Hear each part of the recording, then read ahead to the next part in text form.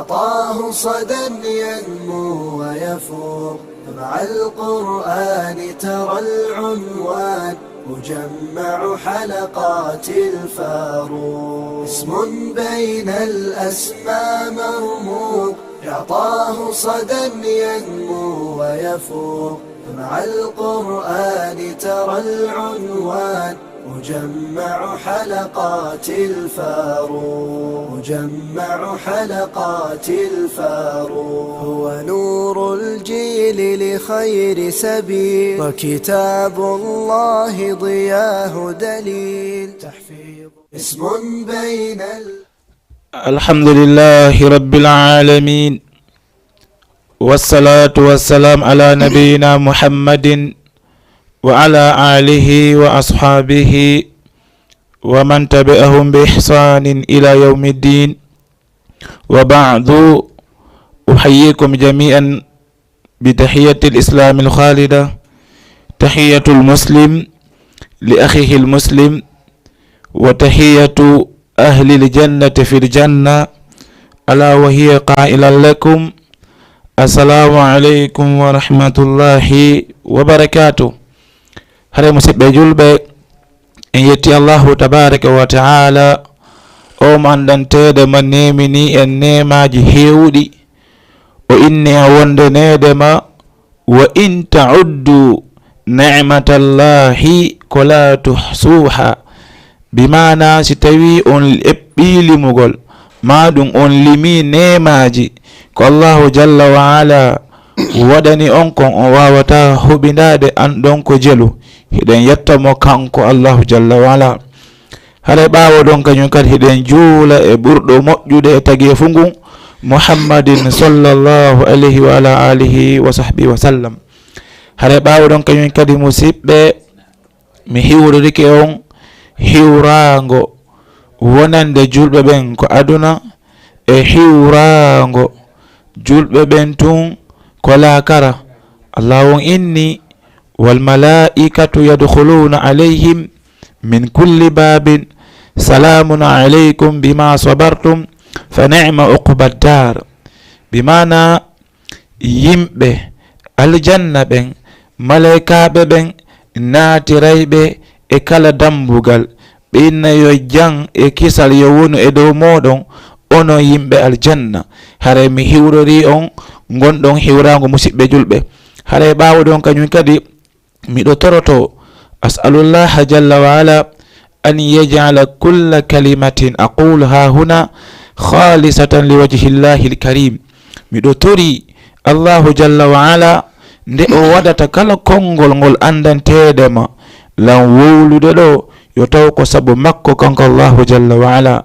ɓawo ɗon kañum kadi onon ɓe wonɓe en e ndarude e nokkeli sertuɗi, miɗo tori nde Allahu jalla wa ala ƴettata on fof watta on o tawna on e ɓe o inni ɗon alladhina yastami'una alqawla fayattabi'una ahsana.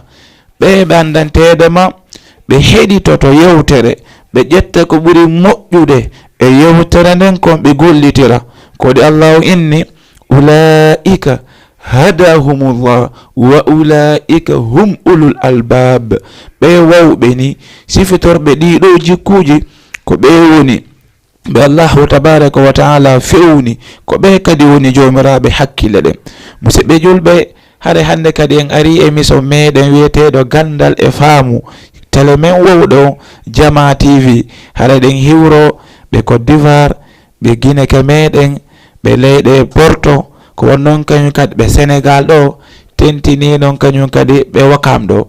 haɗa no musidɓe, hande ɗen mari kadi welo welo molanaɗo, ko woni welo on hande hiɗen mari hoɓɓe ɗen andi en heɓiɗo talibaɓe wonɓe jangude e daraji ɗin.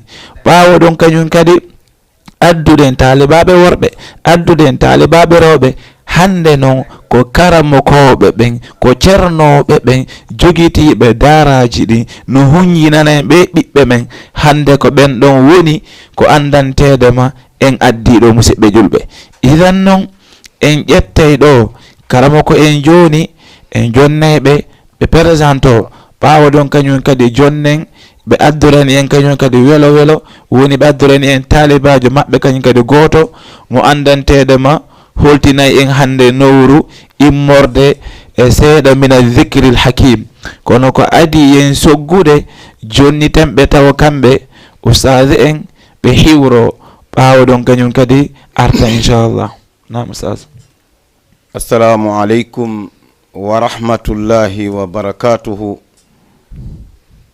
Jama TV haray hewtiɗo hande ka anten meɗen ɗo siɗɗo meɗen goto talibajo wonɗo e wallidirde e julɓe Allah ɓen ka duɗe alqur'anul karim duɗal wongal parcelle innetengal madrasatu Ali ibn Abi Talib.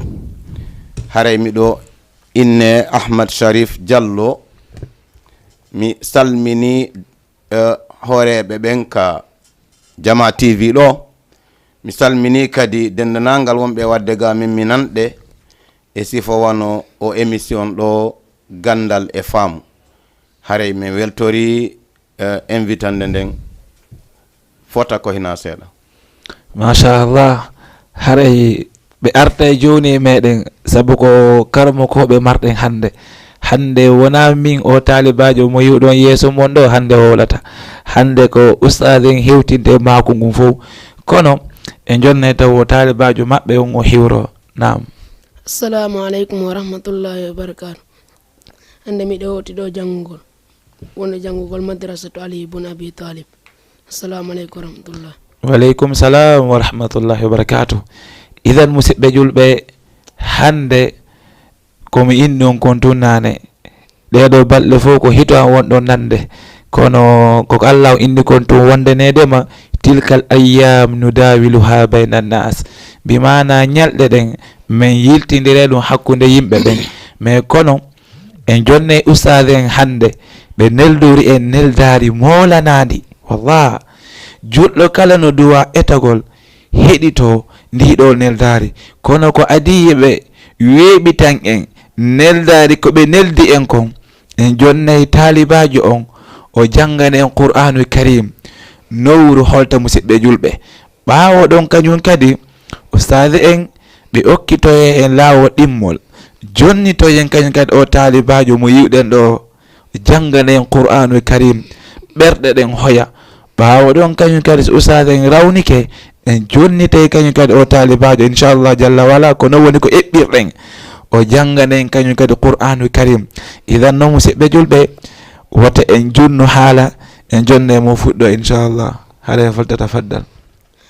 أعوذ بالله من الشيطان الرجيم بسم الله الرحمن الرحيم الحج أشهر معلومات فمن فرض فيهن الحج فلا رفث ولا فسوق ولا جدال في الحج وما تفعلوا من خير يعلمه الله وتزودوا فإن خير الزاد التقوى واتقون يا أولي الألباب ليس عليكم جناح أن تبتغوا فضلا من ربكم فإذا أفضتم من عرفات فاذكروا الله عند المسعر الحرام واذكروه كما هداكم وإن كنتم من قبله لمن الضالين ثم أفيدوا من حيث أفاد الناس واستغفروا الله إن الله غفور رحيم فإذا قضيتم مناسككم فاذكروا الله كذكركم آباءكم أو أشد ذكرا فمن الناس من يقول ربنا آتنا في الدنيا وما له في الآخرة من خلاق ومنهم من يقول ربنا آتنا في الدنيا حسنة وفي الآخرة حسنة وقنا عذاب النار أولئك لهم نصيب مما كسبوا والله سريع الحساب. ما شاء الله ما شاء الله. musidɓe julɓe koko wiwɗen kon tum hande nowru holtayɗo nanen ayeje qur'anul karim ɗe andanteɗe ma allahu tabaraka wa taala no inna fa dhakkir bil qur'ani man yakhafu wa'id.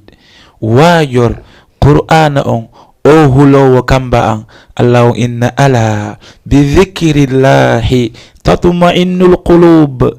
Ko e jantagol inde allahu tabaraka wa ta'ala ko ɗon tum ɓernde nde woni ko deƴata. Musidɓe julɓe, nowru ko holtirta tigiri tawa ndu holti ko heɗitagol qur'anul karim waɗe ayeje. Musidɓe kono en hewtinayi ustade en ɓe weeɓitana en neldari ko ɓe jogani en kon, inchallahu jalla wala hare ɓe addani en neydi yewtere nden hino yiilo e bangal ko wiyete tarbiyatul awladi fil islam, bi mana niidi ko paykoy koye du'a ne'ede ne'irede no ɓe du'a sifitorde ko nder islam. Hande wona min wolata en jonne ustade en ɓe waɗana en nden ɗon yewtere fi en andu tun télé on ko yaaji kon, télé on ko yiɗi dina kon wona ko kala sifitorɗo neɗɗo dina. En jonne mo o yewta inchallah. Haray no hiɗen tori ko adi kon taw ɓe ko Facebook ɓe partagean en ko waɗi wallahi nelaɗo maake man dalla ala khairin ka fa'ilihi. Kala on tindinɗo e moƴƴere o windante baraji o waɗɗo on. Musidɗo julɗo, a jooɗaki takko amin fenɗo, kono sa partage imma ko Facebook ma ɗum ko YouTube, ya andu baraji komin woni heɓde ɗo kon e kala ndaruɗo ton ko partage uɗa kon on fotay musidɗo partage. Min yejirima ɗum ɗon, wallir en télé on ɗum ɗo musidɓe. Hare ɓawa ɗon falyatafaddal mashkuran wa ma'jura. Bismillahi rrahmani rrahim. Inna alhamdulillahi nahmaduhu wa nasta'inuhu wa nastaghfiruhu wa nastahdihi wa na'udhu billahi min shururi anfusina wa min sayyiati a'malina. Man yahdihillahu fala mudilla lahu wa man yudlil fala hadiya lahu. Wa ashhadu an la ilaha illa Allah wahdahu la sharika lahu wa ashhadu anna Muhammadan abduhu wa rasuluhu.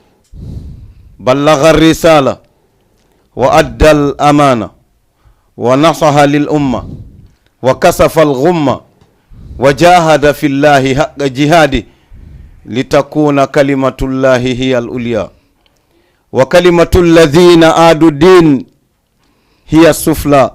صلوات ربي وسلامه عليه وعلى آله وأصحابه ومن تبعهم بإحسان إلى يوم الدين.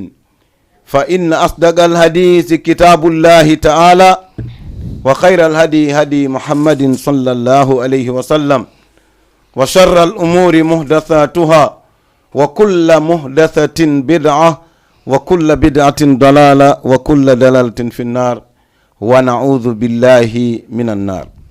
أما بعد فيا عباد الله أوجه إليكم أطيب التحيات وأزكاها وأقول لكم السلام عليكم ورحمة الله وبركاته.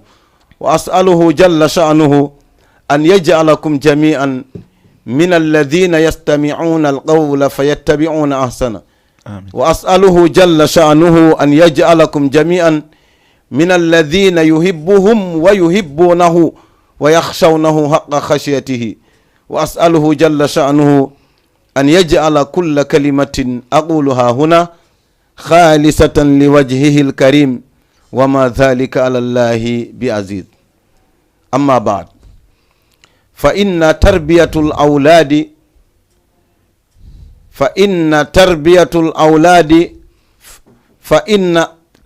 الأولاد من أكبر الأمانات وأعظم المسؤوليات. musidɓe an julɓe tedduɓe wonɓe men e jentade o sa'i ɗo ke Jama TV, min salmini on kala ko wontirɗon e leydi allahu ndin tabaraka wa ta'ala.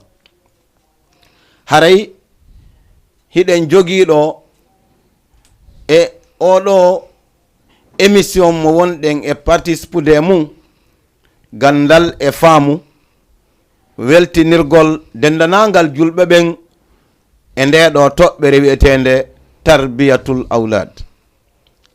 needi ndi hanuɗe ne'ude ɓeɗo fayɓe ɓe allahu subhanahu wa ta'ala woni en e halfinde.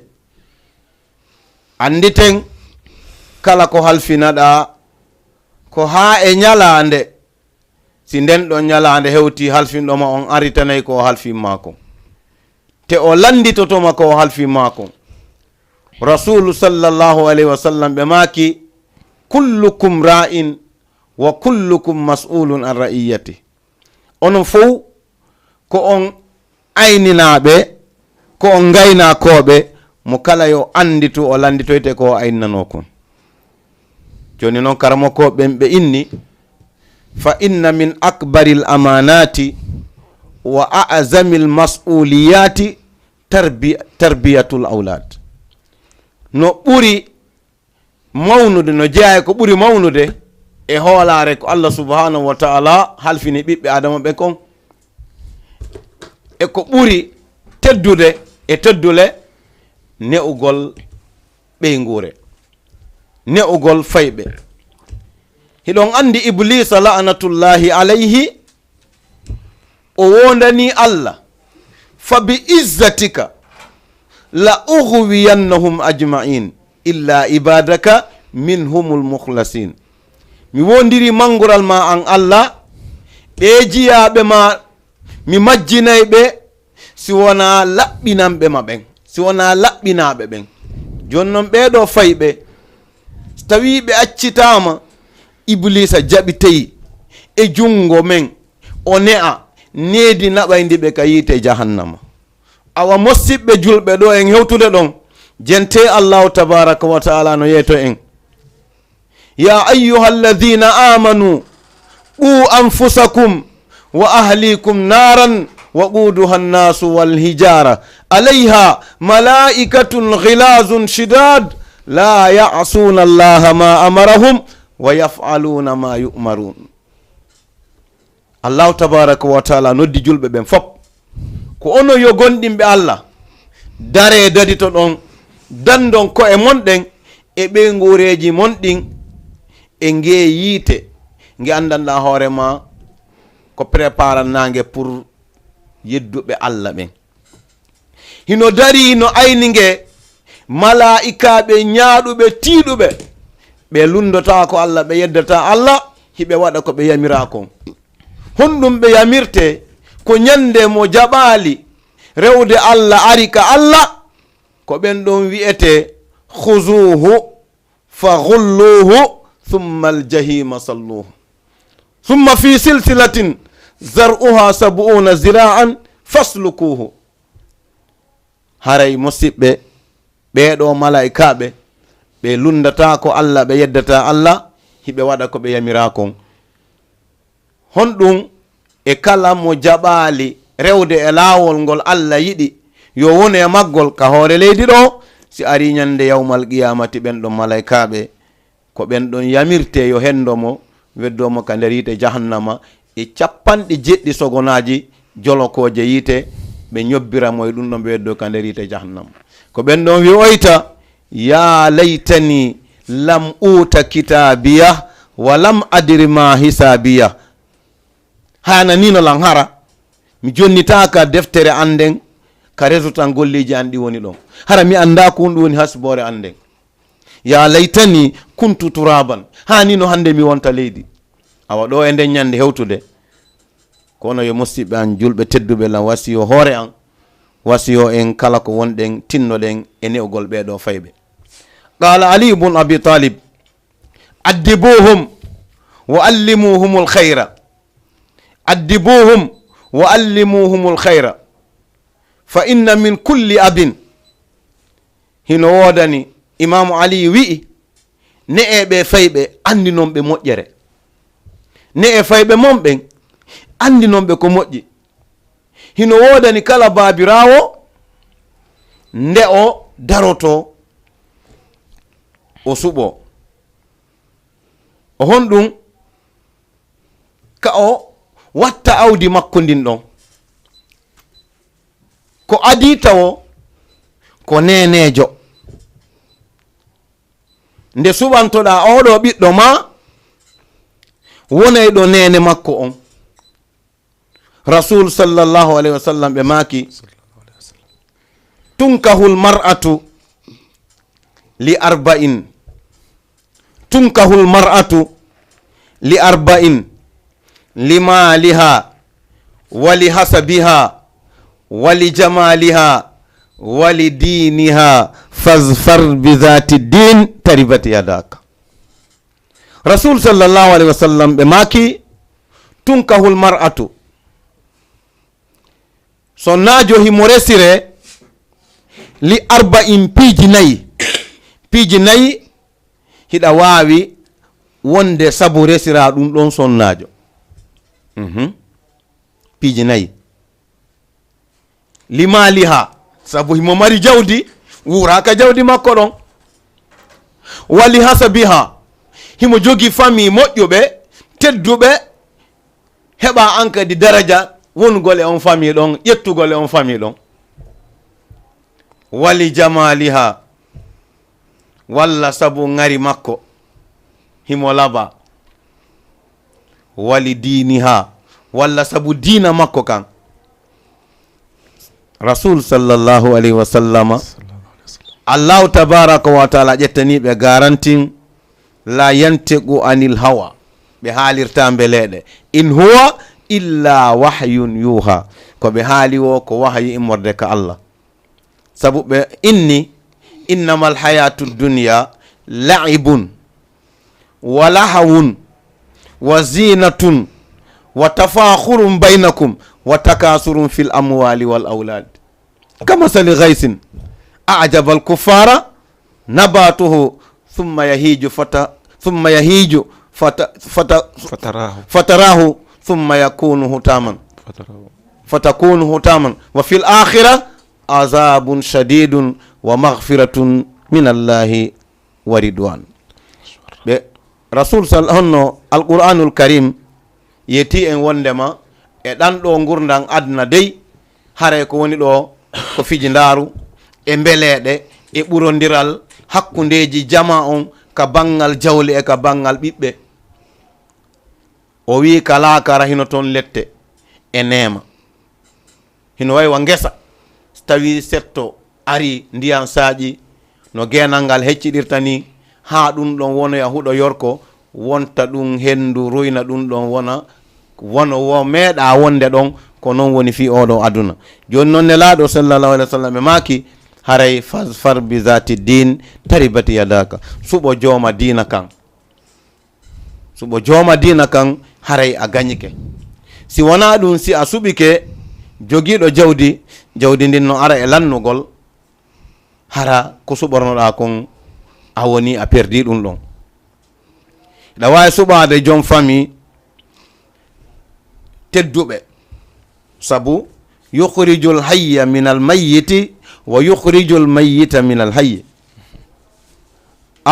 Allah wi'i himo yaltina ko wuuri e nder ko maayi, kono himo yaltina kadi ko maayi e nder ko wuuri, sabu ƴettugol ma e famille tedduɓe hino gasa si tawi on tigi renali hoore mum o tuninoya alhaali makko on hande kadi, sabu ko ƴettirnoɗamo kon perda ɗum ɗon, walla sabu ngari makko haray ngariji ɗin ñande kala ñande hino uyto shay'an fa shay'an. Kala ko neɗɗo on heɓi kon yo andu o luɓa. iwte ɗum ɗon Rasul sallallahu alaihi wasallam ɓe maaki wondema kullu ma fi dunya mata'un wa khayru mata'i dunya al mar'atu salihah. ɓe maaki dendanangal piiji ɗin ka adna ɗo ko bagasiji, ko ɓuri moƴƴude e ɗin bagasiji ko debbo moƴƴo. haray ko préparation ne'ugol payku wonɗen e haalude.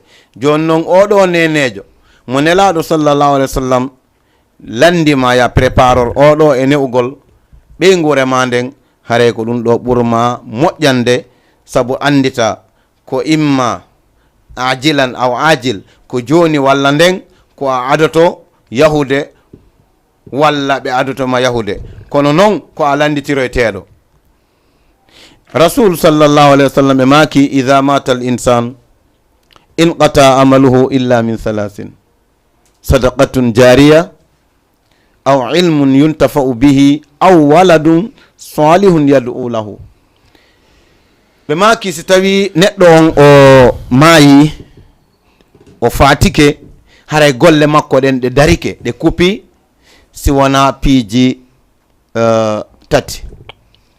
moƴƴere nde o waɗi tawa hinde naftorede, walla gandal ngal o jangini tawa hingal naftorede, walla bon ɓiɗɗo mum acci on ɗon ɓiɗɗo hino e laawol fewugol hino du'anade mo. joni noon ko honno accirta ɓiɗɗo moƴƴuɗo tawa préparan nanakimo, ko ɗum ɗon haray mettay fi hiɗen toro hiɗen jeeja ka umma islamiya yo en wakkilo tawata ko islamu on feƴƴata iwtiren ɓaawo, ko islamu on ardoto iwtiren ɓaawo. rawal bukhari wa muslim fi sahihayhima, rawal bukhari wa muslim fi sahihayhuma an umar ibn al-khattab radiyallahu anhu qala qala rasulullahi sallallahu alayhi wa sallam innamal a'malu binniyat fa innama likulli imri'in ma nawa. rasul sallallahu alayhi wa sallam ɓe maki dendanagal golleji ɗin ko anniye neɗɗo kala ko anniyi kon ko ɗum ɗon wodanimo. ndaari fewndo ɓe iwayno makkatal mukarrama ɓe yaha madinatul munawwara, woduno yahirɓe sabu heɓugol goɗɗum e juuɗe jama on, woduno yahuɓe sabu hiɓe yiɗuno debbo, on ɗon debbo yahi ɓe jokkitimo, woduno yahuɓe sabu Allah e nelaɗo. Allah famini ɗum nelaɗo ɓe maki faman kanat hijratuhu ila llahi wa rasulihi fa hijratuhu ila llahi wa rasulihi faman kanat hijratuhu li dunya yusibuha aw imra'atin yankihuha fa hijratuhu ila ma hajara ilayhi. tawi ko fi Allah e nelaɗo a heɓay Allah e nelaɗo, tawi ko sabu aduna a heɓa aduna, siko sabu sonnajo kadi heɓa sonnajo on. musidɓe an julɓe tedduɓe teddirɓe kaɗo dina islam, ko wiyete tarbiya ko hunde nde Allah ɗaɓɓiri en. Allah no yeeto so tawi a préparike oɗo paykunkun halfinteɗa, ko honɗum o wonata, ko yo wonu ko Allah wi'i yo ɓiɗɗo wonu ɗon, wona jangineɗo mo ndeɗo deftere Allah. ɓe maki sallallahu alayhi wa sallam, ɓe maki goto kala e men yo wasiyo ɓiɓɓe ɓen fayɓe ɓen muru awladakum bisalati bi sab'i sinina wadribuhum alayha bi ashrin. muru awladakum bisalati wa hum abna'u sab'i sinina wadribuhum alayha wa hum abna'i ashrin. rasul sallallahu alayhi wa sallam ɓe maki ɓeɗo fayɓe koye en eltuɓe yamiremɓe yoɓe juulo gila ko ɓe heɓi duuɓi jeɗɗi, eltanen ɓe ɗum ɗon, formen ɓe yaaden e maɓɓe. tawi noon ɓe jaɓali julde ha ɓe heɓoye duuɓi 10 ko yaa foccumo harana foccande barminaydemo, wona foccande helayde ƴi'e, wona foccande ittende ñiiƴe, wona foccande nde tawata o hulete fes, bal ko foccande ne'irde.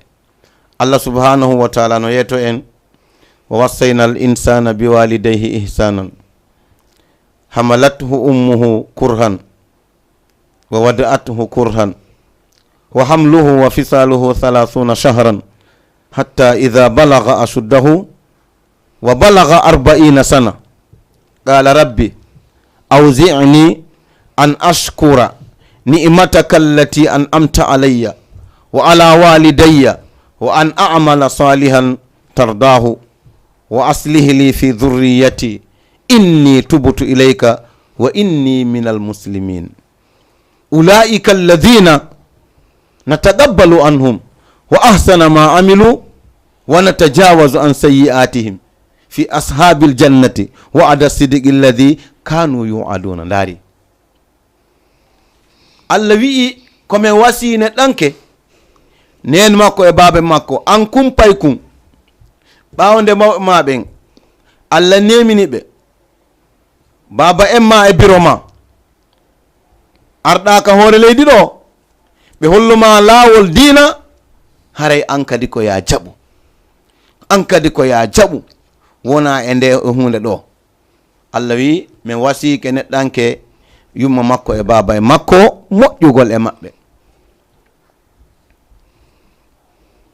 moƴƴugol e maɓɓe moƴƴagol e maɓɓe kadi moƴƴa e maɓɓe moƴƴoɗa e maɓɓe wata heɓu ko tawata a heɓay ko ɓurnuɗa e dow maɓɓe an o ɓiɗɗo fanni man hiɗa wuri mawɓe maɓe no wuri ko kamɓe hani ɓurde ma waɗɗa teeri foto ndi ko kamɓe hani ɓurde ma nema welɗo ko kamɓe hani ɓurde ma ɓornande yeɗɗunde arino e zaman rasul sallallahu alaihi wasallam ɓiɗɗo on e baba e makko ko tawata baba e makko hino ƴettude e jawdi makko ndin ko alda e disagol mo o wullitoyi ka nelaɗo baba e makko hino ƴettude e jawdi makko ndin ɓe disaki mo nelaɗo maki yahu noddunalam baba e ma ɓawde o nodduno baba e makko o ari baba en makko ɓe maki ko baba en mani o inni ko baba en anni ɓe maki anta wa maluka li abika halas an e jawdi ma ndi fof ko baba ma jeyi ko ɗum waɗi haray al ayyamu nu dawilu ha bayna nasi on ko ya andu lawla huma si wonano kamɓe ɗiɗo a wonatano neɗɗo naftorteɗo a wonatano neɗɗo mantorteɗo a wonatano neɗɗo jenteteɗo a wonatano neɗɗo heɗiteteɗo a wonatano neɗɗo mo tawata sabbitorteɗo awa haray mawɓe men ɓen yoɓe tinno kono noon fayɓe men ɓen kadi yoɓe tinno Allah subhanahu wa ta'ala no yetore neɗeɗo ayeje o wassayna al insana bi walidayhi ihsanan o wi'i yumma maɗa ɓe sowike ma e hoore tampere ñande kala hino ɓeydo dongal ngal teddugol haa ka jibingol ma e hoore tampere tawi sowagol mongol e jibingol mongol fof ko lebbi 30 entugol mongol e sowagol mongol ha muynanamo entamo 30 shahran e nder ɗum ɗo fof koye tampere wotere hatta ida balaga continue tampere nden ko ɓe woni ma tampande kon hatta ida balaga ashuddahu ha hewta sagatalagal ma heɓe tampude fima wa balaga 40 sana sa hewti noon duuɓi 40 tawata haqqille ma ɗen fendike walla atti a hewtude ɗon sabu hande o zaman mo wonɗen sa yii nelaɗo sallallahu alaihi wa sallam e maki farriqu baynahum fil madaji'i sende hakkundeji maɓɓe ka danɗe par ce que hande adna on wawata winde oɗo ko o paykun yo acce ɗon taw sona ko wiɗa ko o paykun kon zamanu on bonnay mo ha ndeɗa wattana yila hara a boyrama ko ɗum waɗi nelaɗo andintinino en ɗum gila islamu on ari ɓe maki farriqu baynahum fil madaji sendidiri e hakkundeji maɓɓe ka lelorɗe gila ko ɓe heɓi duuɓi jeɗɗi hande kadi fayɓe worɓe ɓen e fayɓe rewɓe ɓen yoɓe sendidire ka bangal lelorɗe nam hatta ida balaga ashuddahu wa balaga 40 sana qala rabbi awzi'ni an ashkura ni'mataka allati an'amta alayya. Allah mi torike ma joni non wallam mi yetta o nema mo neminɗa e dow an, wa ala walidayya e mawɓe am ɓen kadi mi yeggitali ɓe, sabu si ɓe jibbinoran tum ɓe accitilan jaka mi wontano neɗɗo. wa an a'mala salihan tardahu, min waɗa ko moƴƴi ko welema an Allah. ayi wa aslihi li fi zurriyati, himo wadde préparation toragol Allah ka geɗal ɓe makko kanko kadi. joni noon ɓawde maɓen hebilanima an kadi toriɗa ɗon Allah yo Allah yuɓma maɓen, toriɗa ɗon Allah yo Allah newnani an kadi heɓa ɓe guure fewde. ko ɗum waɗi haray iblisa o lo'ay, iblisa heɓata sago mum on. andite noon haray ɓiɗɗo si o tinnike o wonay ɓiɗɗo malaɗo ka adna ɗo, o wona kadi malaɗo ka lakara. Allahu tabaraka wa taala wi'i wa qada rabbuka alla ta'budu illa iyyahu wa bil walidaini ihsanan, wa bil walidaini ihsanan imma yablughanna indaka al kibar ahaduhuma aw kilahuma fala taqul lahuma uffin wala tanharhuma wa qul lahuma qawlan kariman wakhfid lahuma janaha dhulli min arrahma wa qul rabbi irhamhuma kama rabbayani saghira.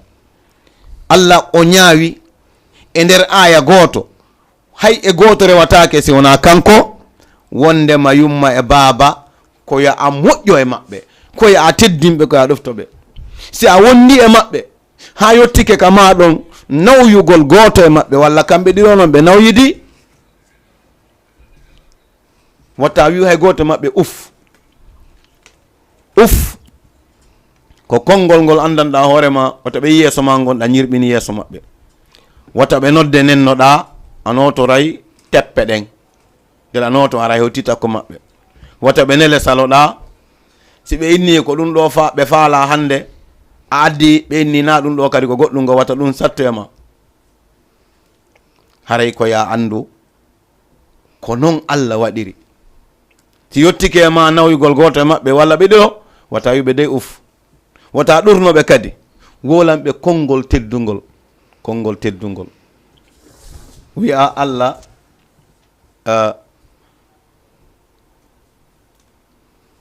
mi torike ma Allah yurmanolamɓe kamɓe ɗiɗo noon, yafanoɗa lamɓe wono ɓe ne'irnolam komi paykum.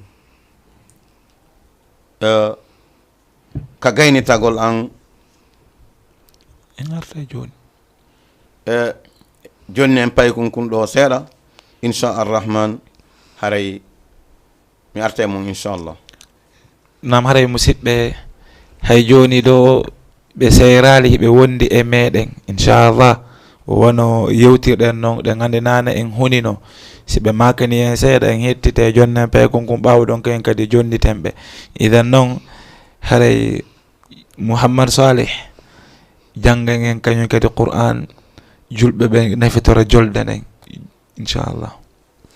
أعوذ بالله من الشيطان الرجيم بسم الله الرحمن الرحيم لا خير في كثير من نجواهم إلا من أمر بصدقة أو معروف أو إصلاح بين الناس ومن يفعل ذلك ابتغاء مرضات الله فسوف نؤتيه أجرا عظيما ومن يشاقق الرسول من بعد ما تبين له الهدى ويتبع غير سبيل المؤمنين نوله ما تولى ونصله جهنم وساءت مصيرا إن الله لا يغفر أن يشرك به ويغفر ما دون ذلك لمن يشاء ومن يشرك بالله فقد ضل ضلالا بعيدا إن يدعون من دونه إلا إناسا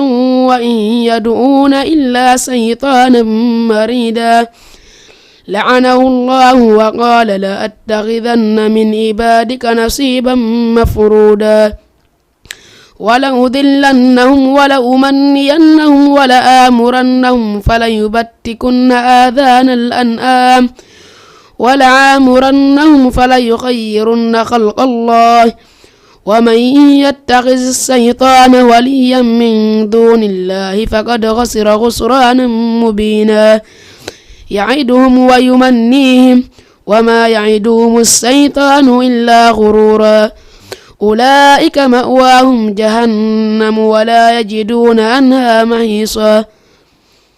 ما شاء الله إذا مسيب جلبه en aray humpitagol ko hombo woni karama ko kumpaya kum fi kala men hunina on nane ko karama ko makko woni e makanden fendo en polata hala kan en jonniteɓe kañi fahin ɓe continena en seeɗa kadi inchallah. Nam ustaz. Nam inchalrahman, haray on nani ɗeɗo ayeje ɗe Mouhammad Salih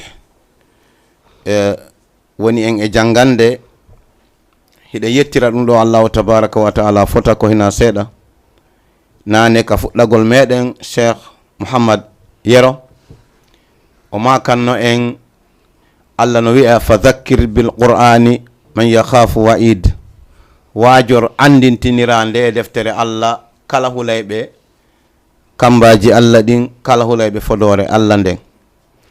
E takko ka o gaynitorta ɗo e ayeje Iblisa la'natullahi alayhi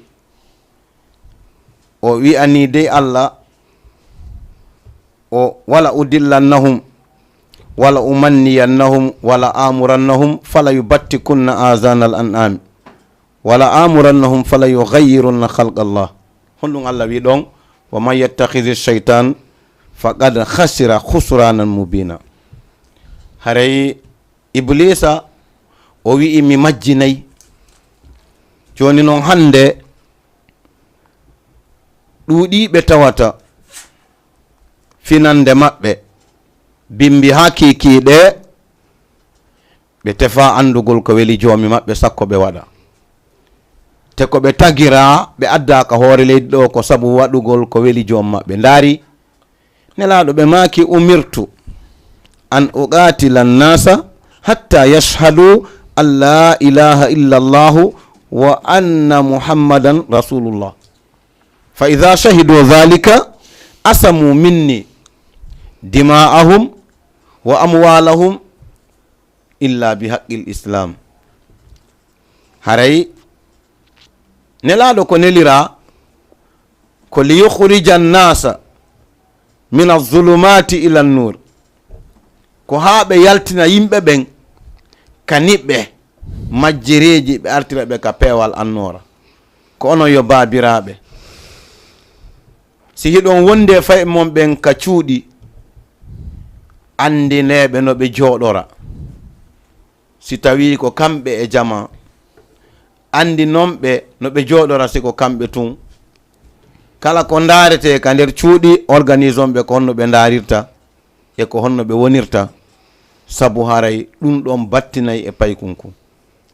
Onon e hoore mon suɓon ko wowloton kon e yeeso paykunkun nelaɗo sallallahu alayhi wa sallam ɓe maaki inna ahadakum la yatakallamu bil kalimati min ridwanillahi ta'ala la yulqi laha balan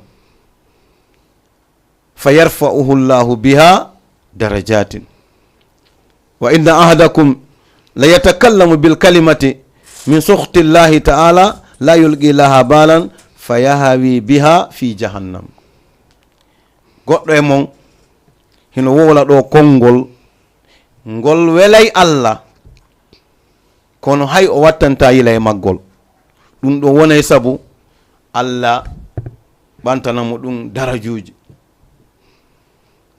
ko wonugol ka Allah faala ɗon okkay ma ɗum fi honɗum nelaɗo timmini fof hay hunde ɓe heddinanali en man kana yu'minu billahi wal yawmil akhiri falyaqul khayran aw liyasmut. tawiɗa gonɗini Allah gonɗini ñalande dargal wowlu ko moƴƴi walla deƴƴa, sa mara moƴƴere hay fus ko wowla deƴƴu. joɗagol e yeeso koɗo paykoy no waɗa piiji no yennidira e woɓɓe walla no yenna fayɓe go walla no fenana woɓɓe go haray a janginayɓe woni ko wona goonga a andinayɓe woni laawol ɓoylingol ko ɗum waɗi haray ko yo en tinno fota ko hina seeɗa ɓe maaki kamɓe nelaɗo eɗa haala ɗo konngol a wattantayla e maggol hara ngol metta Allah ɗum ɗo wonoye sabu ha wirino eɗa ka nder yite jahannama ndunguji 70 ɗum woni duuɓi 70 hare no jeeya e façon ɗin konnguɗi ɗi yimɓe ɓen woni wolde wi'ugol Allah e mawɗo na gore kono ɓe ɓoydi Allah e mawɗo na gore kono ɓoydi ɗum ko konnguɗi metteɗi Allah noon Allah e mawɗo ɓe ɓoydali hay seeɗa mawɗo ko hanki rek taga Allah noon huwa al awwalu wal akhiru wal zahiru wal batin wa huwa bi kulli shay'in o wi alim nokkugo qadir kanko anda mo andana hoorema attiɗo ala fuɗɗode ko kanko sakkiti ala kattude himo feeñi a tegatamo yitere himo suuɗi a ɗaɓɓitata ha yiita wiya on e Allah on e mawɗo koɓe gore hara a yawike Allah Allah wi'i wa ma qadarullaha haqqa qadirihi wal ardu jami'an qabdatuhu yawma alqiyama wassamawatu matwiyatun bi yaminihi tigi tigi ɓe mawninali Allah no ɓe hani mo mawninirde noon leydi ndi fop mayri no ndi fotiri ko tamande makko ñande dargal asamanuji ɗin ko taggeteɗi ka jungo makko ñaamo ñande dargal joni noon foteɗo wano oɗo ko ya wi tun Allahu akbar haɗa ɗo e goɗɗi go nam telemma ka tarbiyatul awlad ɓeɗo fayɓe nde deftere Allah ko yen eto nde wona ka ko e maɓɓe laylan wa naharan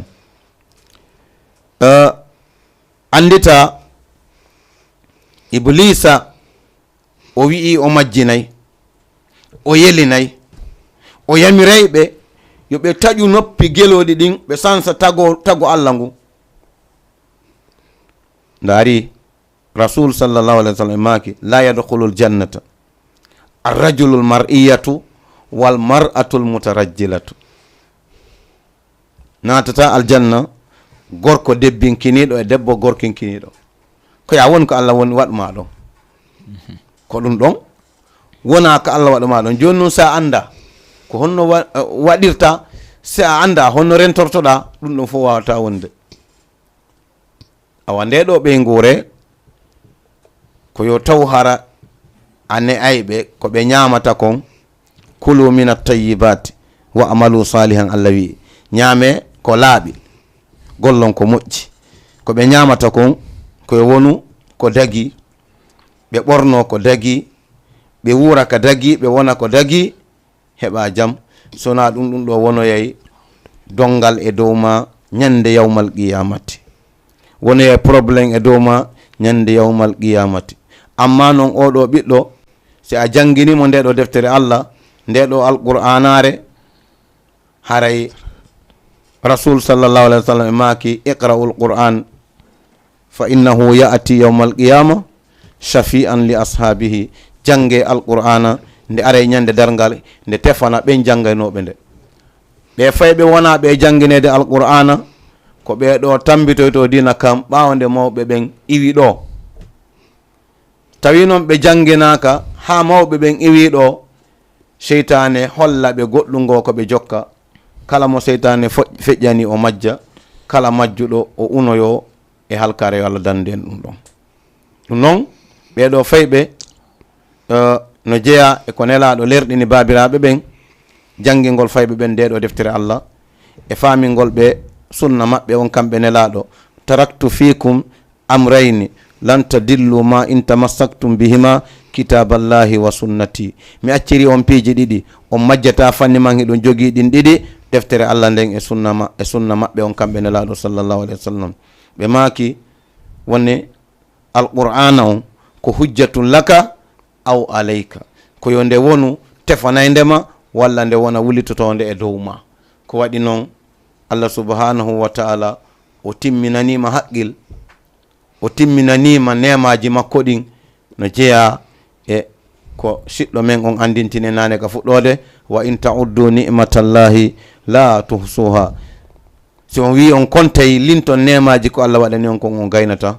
joni noon haray inchalrahman tinnoɗen komi gaynitorta toujours ko e fi kun ɗo paykun nelaɗo sallallahu alaihi wasallam ɓe maki man qara alquran wa amila bima fihi ja'ala Allahu liwalidayhi yawma alqiyamati tajun attaju ahsanu min dawi shamsi fi buyuti dunya fama zannukum billadhi amila bihi. Allahu akbar. ɓe maki kara on janguɗo alqur'ana o gollitiri alqur'ana ñande yawmal qiyamati Allah hippay mawɓe makko ɓe maageje kange kadarngal.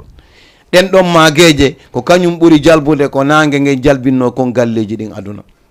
ko honɗum woni sikke mon noon e jangunoɗo on ko ɓen ɗo wiyete iqra'a warqi warattil kama kunta turattilu fi dunya fa inna manzilatuka inda akhiru ayatin taqra'uha. jangu ayaji alqur'ana ɗen ƴawa escalier ji aljanna ɗin galle maɗen hino sakkitode aya mo jangunoɗa on ko ɓen ɗon Allah wi'i walladhina amanu wattaba'atuhum dhurriyyatuhum bi imanin alhaqna bihim dhurriyyatahum wama alatnahum min amalihim min shay. ɓen ɓe tawata Allah fewniɓe e kaɗo dina ɓe moɓi ɓeygure maɓɓe nden e kaɗo dina ɓe wonoye ñande yawmal qiyamati e galle gote ala ko ɓuri ɗum fotude. ɗum noon haray ko sa'i on hewtilan ɗo mi haɗina ɗo bi isnillahi ta'ala mi jonnita anten on.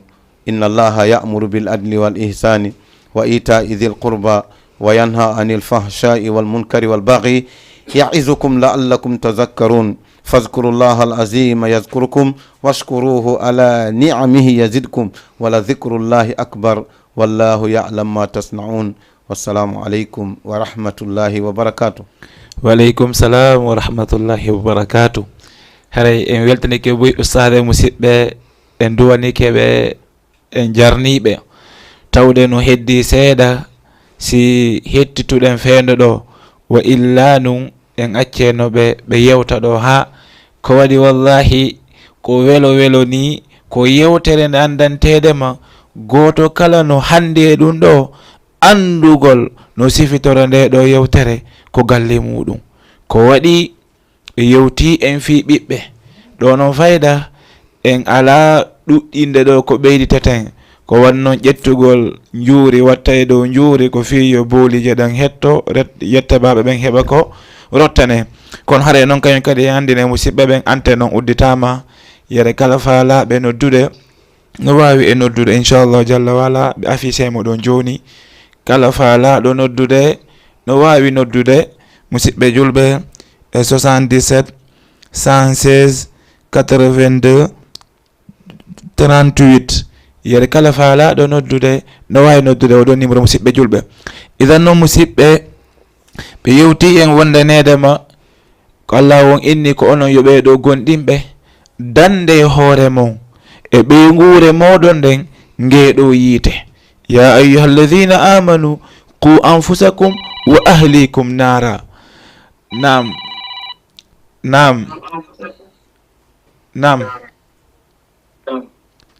Allo. Assalamu alaikum.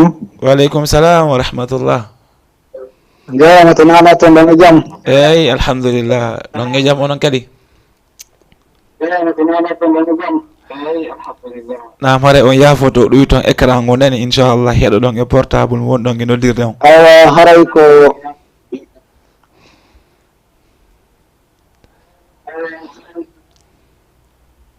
Naam. Eyi. haray men weltanike on ɗawande weltanden Allah subhanahu wa ta'ala. Naam. min jarni on fota haray min jarni kadi jooma nokkure nden.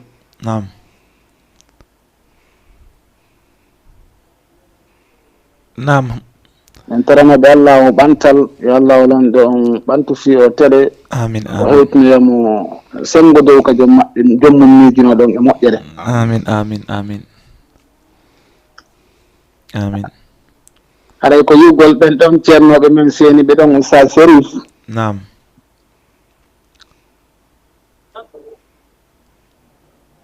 nam mi wawata ronkude noddude jarnaɓe weltanoɓe saabu noon ko wallitiɓe ka l'islam ko jolitiɓe ko wiyete kon banggal da'awa on hiɓe muɗum ko ɗum ɗon anduɗen ɓe ko ɗum ɗon kadi ɓe jokki.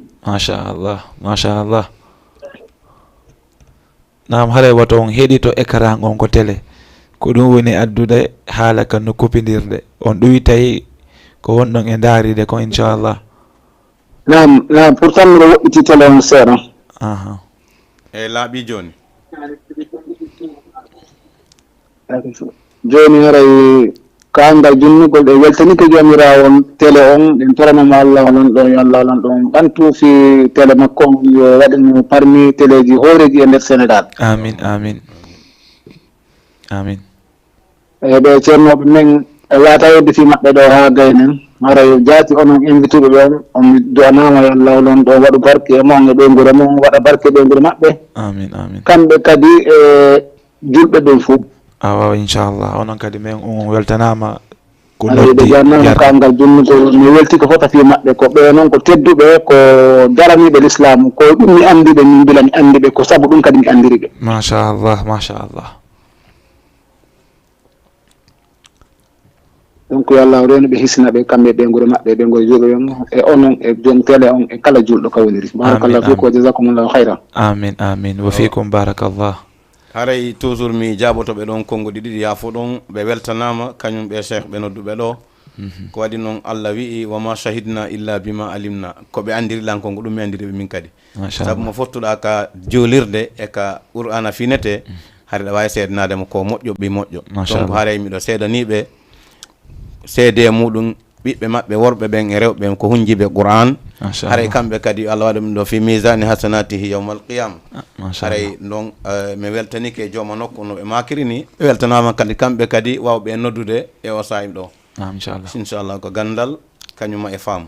nam haray musidɓe julɓe hay joni ɗo fala noddude wonno wawi noddude inchallah idan no musidɓe julɓe en accitay tawa ɗo seeɗa landuɗen ustade en daara ko ɓe woni e jannude ɗon daara on ko honto hikkori daara on ko worɓe to woni jangude ton ka ko worɓe wo e rewɓe wo mo faalama yewde ton ko honno yarata ko numéro hombo noddata ɓe fii mo faalama heɓude sifa koye pay koye jangganɓen ɗo joni qur'an ma ɗum sifa ndi needi wowlandi ɗo joni yo ɓiɗɗo mum heɓudu needi sabu en ɓeɗo ko ceernoɓe meɗen idan no musidɓe julɓe en accireɓe haare ustad min humpandude daara mon on ko honto hikkori. nam inchalrahman nam yaafe nam allo nam allo nam eyyi hiɗon e jaam haalu moƴƴa waleykum salam wa rahmatullah yaafe dey haalu moƴƴa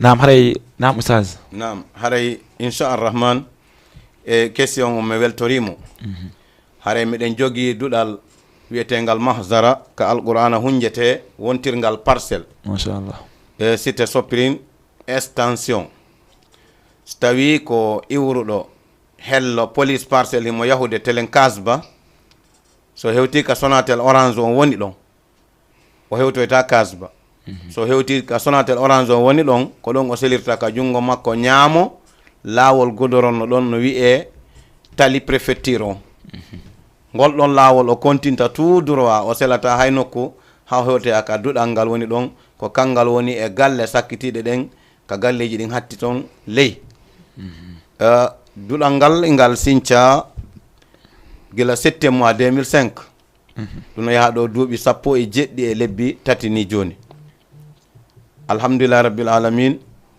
so tawi ko iwruɗo hello telen pikini gueje wawi yombol so ari ha rond-point kasba nam allo nam assalamu aleykum warahmatullah. waleykum salam wa rahmatullah.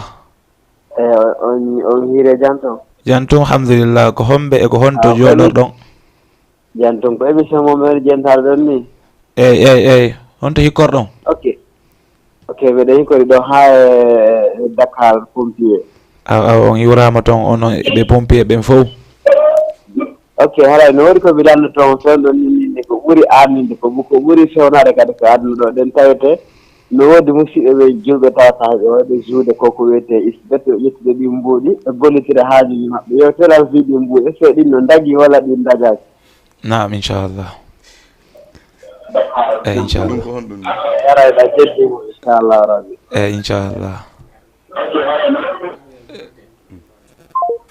Aywa naam, idan noon landal mangal men nanigal joni habbito men seeɗa oustad en tokkitoɗo inchallah. Naam naam inchallah duɗal men ngal so tawi ko iwrɗo hello parcelle honno télé yeston yombol guejo ay ha Pikine ha ɓawa ton so ari ha rond-point Kasba haray toujours ko yo konting hella ka Sonatel Orange o woni ton ɗon kadi o ara o selira ka jungo makko nano toujours ko tali préfecture on haray toujours siko télé ka Kasba iwrɗa a hewtota ko Sonatel Orange siko Sonatel Orange iwrɗa a hewtota Kasba ko ɗum hakkude ɗon unti selirta. Aywa haray duɗal ngal hingal jogi worɓe wo rewɓe wo gila ngal sinca heɓi joni ko ɗum ngal jogiti worɓe e rewɓe heɓike toon rewɓe hunjiɓe e maggal hetti sahadaji mum ko wanno noon kadi heɓike worɓe hunjiɓe e maggal hetti sahadaji mum. Joni noon so tawi on togi falama yawde toon ari ha nokku falji ko honto on togi humpitorta on. Naam, haray si tawi on tigi ari no mi tindiniri ni ɓay Allah weeɓi ni joni piiji ɗin haray koyo noddu e ɗi numéro ji ɗo koyo waɗu 77 016 76 38 walla o waɗa 77 647 10 08. Naam. Allo. Naam. Wa alaikum salam wa rahmatullah. Hale moƴƴa. Na men ala on na? Hale dow. Na? Wawa inchallah habbito men seeɗani. Haray troisième numéro on ko yo noddu ɗon 78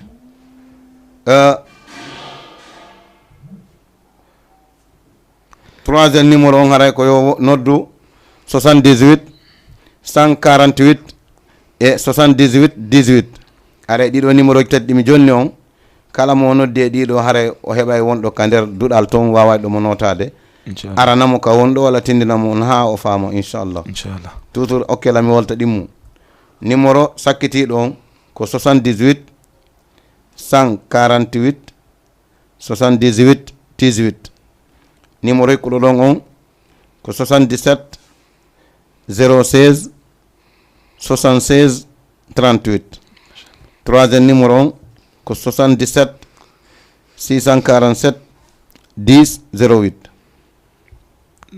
Nam haray musidɓe ko enen woni ko heɗodi ɗum ɗon amma noon ɓe nodduɓe ɗo woni no lanɗo si tawi dara on yoɓinte ka yoɓintake ɗo joni weeɓi yo ƴettu numéro ji ɗin o nodditaɓe ɗon on tuma si ɓe humpitemo si tawi émission on feƴƴiri mo heɓali numéro ji ɗin yo yahu ko page amen YouTube o abono ton ɓawa ɗon kañum kadi o heɗito ɗon yewtere nden o heɓay ton inchallah so ari ton YouTube o windi Jama TV o waway heɓde ton o ɗo émission ton inchallah e nder page on meɗen torimo abonugol e partage ugol haray noon kañum kadi musidɓe julɓe e oɗa suka no landi landal oustad o inni wo ko honɗi woni ñawore alqimar ko woni ɗum ɗon haray ko honɗi woni ñawore o bani adama andanteede makko o fijay peemi oɗo o fijay peemi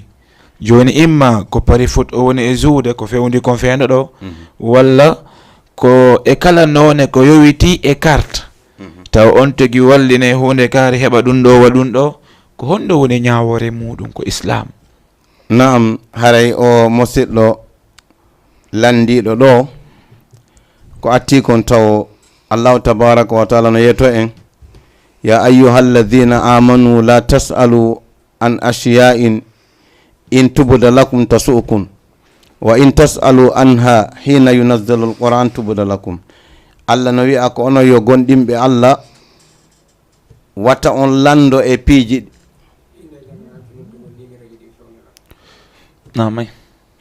ya ayyuhal honno ko ono yo gonɗimɓe Allah wata on lando ga e piiji ɗi andanɗa hoorema si ɗi feññinanama on mettay o te si on landike ɗi fewdo ko alqur'ana on jippotoɗon on feññinante ɗi. joni noon ni alqur'ana on jippinoke hande lanni hande gasi jippade. Allah yeetike en nde timmi al yawma akmaltu lakum dinakum wa atmamtu alaykum ni'mati wa raditu lakumul islama dinan. hande kadi hay hunde heddaki. joni noon ko landi ɗon kon Allah no wi'a wondema yas'alunaka anil khamri wal maisir qul fihima ismun kabirun wa manafi'u linnas kono wa ismuhuma akbaru min naf'ihima. qur'ana woni jabade wona min. Allah wi'i konko ɓe wonma e landade ɗon. Allah wi'i ɓe landike ma ɗum ɗon koko mettata Allah ɓe landima ɗum ko bone woni e mum kadi koko Allah wi wala tulqu bi aydikum ila tahluka kon ko ɗum ton weddo juuɗe monɗen faade halkare ko hunde nde islam yiɗa julɗo yonade toon jungo e mum. ɗin ɗon fuu ɓe ko wiyete e beere kon e carte kon fuu koko harmi yimɓe no naftorde e nafankoye adna kono koko lorroyta ɓe yeeso si ɓe tuubali si ɓe tuubi kadi Allah subhanahu wa ta'ala yafantoɓe. kono noon haray ko yo andu fewndo o watta ɗon koko Allah haɗimo woni wadde ko hunde harmude ɗum ɗon koko harmuɗi jeeya. si tawi a hendi ka ɗum ɗon haray ko jawdi ndi waɗaka barki ndi ittatake azakal noon azakal ittatake e ndin ɗon jawdi. haray azakal maraton geɓal sadaka maraton geɓal ko ya ñama ha reedu ma ndu heewa yara ndiyan anda ko ɗum wodanma. sa itti sadaka haray ala baraji ka Allah haray si azakal yonti e mum kadi ittatake par ce que na jawdi nde Allah subhanahu wa ta'ala waɗi ko laaɓi e muɗum. wa billahi tawfiq. Nam haray musidɓe julɓe ko enen woni ko heɗodi landal ngal. Nam allo nam haray noon musidɓe julɓe allo nam assalamu aleykum. wa aleykum salam wa rahmatullah. ko homɓe jentu alhamdulillah ko homɓe ko honto jooɗorɗon? komin ramadan ɗum ɗo talibejo oustaz Chérif. machallah on to hikkorɗa fen ɗo? min nardeɓe directeur lan wuro ɗum oustaz an kamɓe jannilan qur'ana ha mi jippini. machallah oustaz Chérif. nam ramadan jarama ɗe jaam jantum oustaz. alhamdulillah awa on jarama no Ibrahima en ɓe jam ɓe fo ɓe jam baba en ma noye jaam ɓe fo ɓe jam miɗe weltori ɗum ɗo mi yiyon ɗo tuma ɓerdande mbuɓi job oustaz. awa mi weltanike on albarka oustaz jarama awa inchallah machallah. haray musidɓe julɓe en ɓeydite tun seeɗa e landal ngal oɗo suka landi ko yowiti e pari foot on maɗum e pemi o maɗum e carte on yen ko woluten kon en juutinta ko hadis goto nelaɗo on alayhi salatu wassalam ɓe maki o bakkatu ɓurɗo fanɗude e o neɗɗo wonɗo e juude pemi walla pari foot walla kala hunde ɓe maki o bakkatu ɓurɗo fanɗude on no wayi wasi gorko wallini nene mum honti haaju makko e dow nene makko.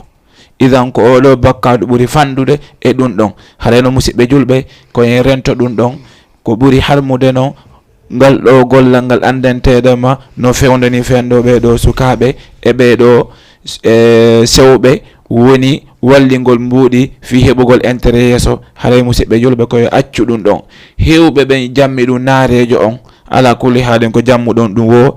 haray yon andu in hadha illa asma'un sammaytumuha onon tun in ɗum no inde ɗen kono bal no harmi. musidɓe julɓe e hiɗen e fi rawnagol en jonnayi Mouhammad Saleh o janngitane laawo sakkitingol Qur'anul Karim ɓaawɗo musidɓe julɓe waawen daarude no ombiren jonde ɗen inchallah.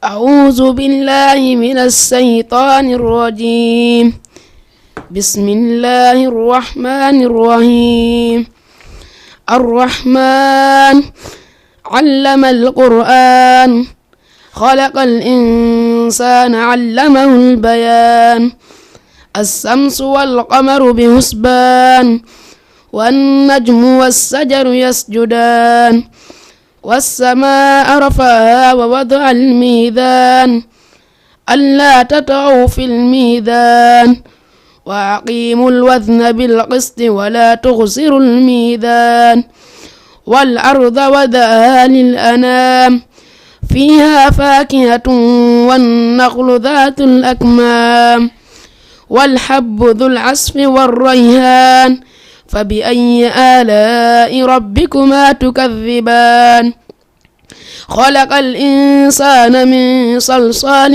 كالفخار وخلق الجان من مارج من نار فبأي آلاء ربكما تكذبان رب المشرقين ورب المغربين فبأي آلاء ربكما تكذبان مرج البحرين يلتقيان بينهما برزخ لا يبغيان فبأي آلاء ربكما تكذبان يخرج منهما اللؤلؤ والمرجان فبأي آلاء ربكما تكذبان وله الجوار المنشآت في البحر كالأعلام فبأي آلاء ربكما تكذبان كل من عليها فان ويبقى وجه ربك ذو الجلال والإكرام فبأي آلاء ربكما تكذبان.